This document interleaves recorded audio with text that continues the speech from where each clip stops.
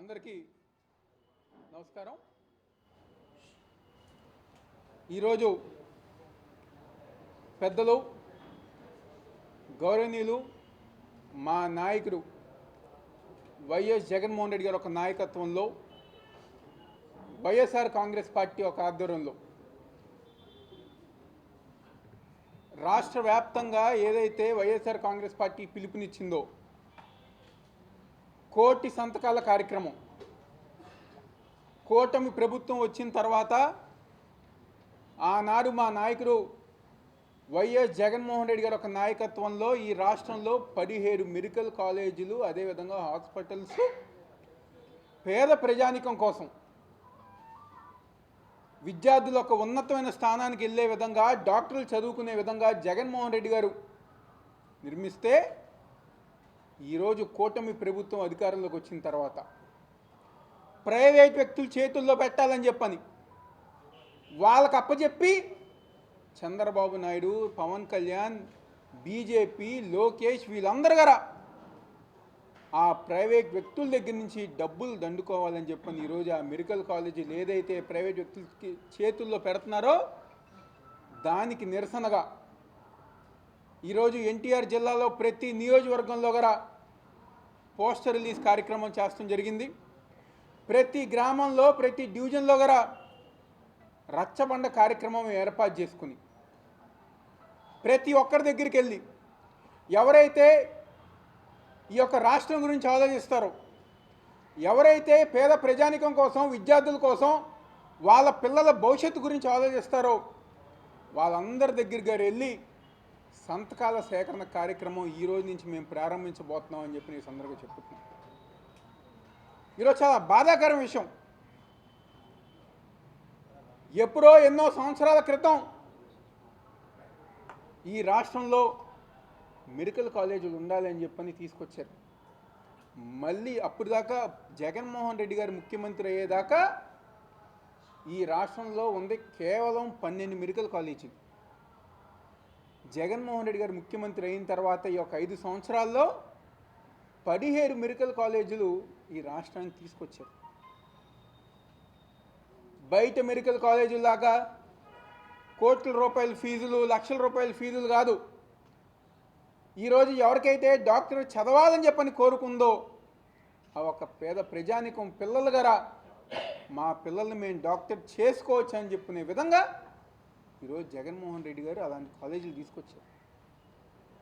ఈరోజు ఎంత సిగ్గుచేటి విషయం అంటే అధికారంలోకి వచ్చిన తర్వాత పులివెందల్లో మెడికల్ కాలేజ్ కట్టిన తర్వాత దానికి ఎన్నో సీట్లు వస్తే ఆ మెడికల్ సీట్లు గారా వద్దు అని చెప్పని తిరిగి పంపించిన నీచమైన ప్రభుత్వం ఈరోజు కూటమి ప్రభుత్వం.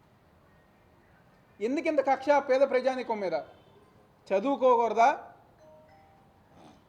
జగన్మోహన్ రెడ్డి గారు ముఖ్యమంత్రిగా ఉన్నప్పుడు ఏ ముఖ్యమంత్రి చేయలేని కార్యక్రమాలు, ముఖ్యంగా విద్యా వ్యవస్థ మీద నాడు నేడు కింద పాఠశాలను అన్నీ గారు బాగు చేస్తాం కానివ్వండి, అమ్మఒడి ప్రతి తల్లికి అందజేస్తాం కానివ్వండి, 8వ తరగతి చదివే పిల్లలకి ట్యాబులు అందజేస్తాం కానివ్వండి, ఇలాంటి కార్యక్రమాలు ఈ దేశంలో ఏ ముఖ్యమంత్రి చేయలేని కార్యక్రమాలు జగన్మోహన్ రెడ్డి గారు చేశారు. ఈరోజు మీరు ఏం చేస్తున్నారు? స్కూల్స్ బాగు చేస్తున్నారా? ఇంగ్లీష్ మీడియం పెడుతున్నారా?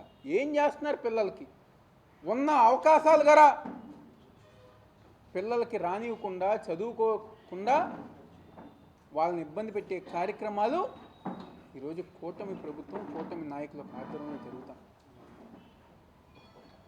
నిన్న మీరందరు గారు గమనించారు, హోంమంత్రి గారు మాట్లాడారు, స్పీకర్ గారు మాట్లాడారు. జగన్మోహన్ రెడ్డి గారు ఎలా వస్తారు, ఎలా ఏం చేస్తారు, ఏం చూపిస్తారని చెప్పని ఎగతాళిగా మాట్లాడారు. పోలీస్ వ్యవస్థను అడ్డు పెట్టుకుని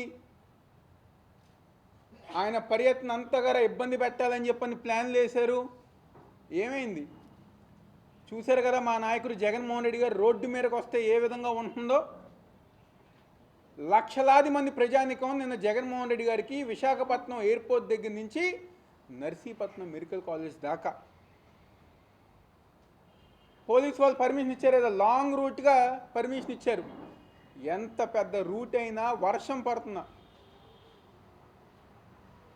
వర్షం వస్తే మమ్మల్ని ఆపగలదా అని చెప్పని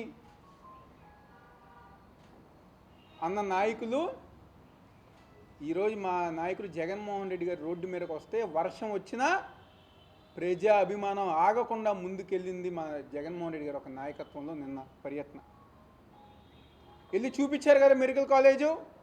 అదే మళ్ళీ జగన్మోహన్ రెడ్డి గారు కనుక ఈ 5 సంవత్సరాలు మళ్ళీ ఆయనే కనుక వచ్చుంటే మొత్తం మెడికల్ కాలేజీలు అన్నీ గారు పూర్తి చేసి, దాదాపుగా 50% మెడికల్ కాలేజ్ మేము పూర్తి చేసి, మిగిలిన 50% గారు పూర్తి చేసి ఈరోజు పేద ప్రజానికానికి అందుబాటులో తీసుకొచ్చేవారు. సంక్షేమ పథకాలు లేకుండా, అభివృద్ధి కార్యక్రమాలు జరగకుండా, కేవలం ముఖ్యమంత్రి దగ్గర నుంచి, మంత్రుల దగ్గర నుంచి, ఎమ్మెల్యేల దగ్గర నుంచి, ఎంపీల దగ్గర నుంచి కేవలం దోచుకోవటం అనే ఒక పనిలో ఈరోజు ప్రతి ఒక్కరు గారు ఉన్నారు. ప్రజానికం గమనిస్తున్నారు. మీరు చేసే తప్పుడు పనులు, మీరు చేసే దౌర్జన్యాలు, మీరు చేసే బెదిరింపులన్నీ కూడా ఈరోజు ప్రజానికం ప్రతి ఒక్కరి గారు గమనిస్తున్నారు. ఈరోజు రాష్ట్రంలో ఎవరిని కదిలించినా, ఎవరిని అడిగినా ఎందుకు ఈ కూటమి ప్రభుత్వం మేము ఓటేసామా, ఎందుకు మాకు ఈ కష్టాలు మా అంతా మేమే కొని తెచ్చుకున్నామని చెప్పని ప్రతి ఒక్కరు అంటున్నారు. ఈరోజు మన మీద గొప్పగా ఆటో సోదరులకి 15,000 రూపాయలు వేస్తున్నామని చెప్పారు. పాపం మా ఆటో సోదరులను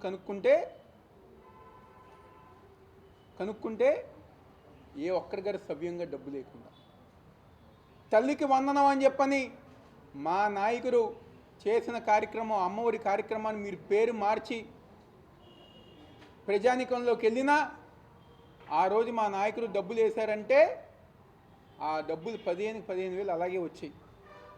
కానీ ఈరోజు పాపం తల్లులు బాధ 5,000 ఒకళ్ళకి, 6,000, 10,000 ఈ విధంగా వాళ్ళని మోసం చేసే విధంగా మీరు చేసిన కార్యక్రమం ఉంది. అందరు గారు ఇబ్బంది పడుతున్నారు. కాబట్టి ఇవన్నీ గారు మేము ప్రజానికం దగ్గర తీసుకెళ్తాం, ప్రజల దగ్గరికి తీసుకెళ్తాం. ఈ యొక్క 1 కోటి సంతకాల కార్యక్రమం ముఖ్యంగా ప్రతి నియోజకవర్గంలో కూడా 60,000 సంతకాలు సేకరణ కార్యక్రమం. మా 7 నియోజకవర్గాల్లో కూడా 60,000, ఒక్కొక్క నియోజకవర్గం సంబంధించి 60,000 సంతకాల సేకరణ కార్యక్రమం చేయబోతున్నాం. మా ప్రతి కార్యకర్త, మా ప్రతి నాయకుడు గారు ఈ కార్యక్రమంలో పాల్పంచుకుని విజయవంతం చేసే విధంగా మేము అందరం కూడా ముందుకు వెళ్తాం. సందర్భంగా చెప్తూ సెలవు తీసుకుంటాం.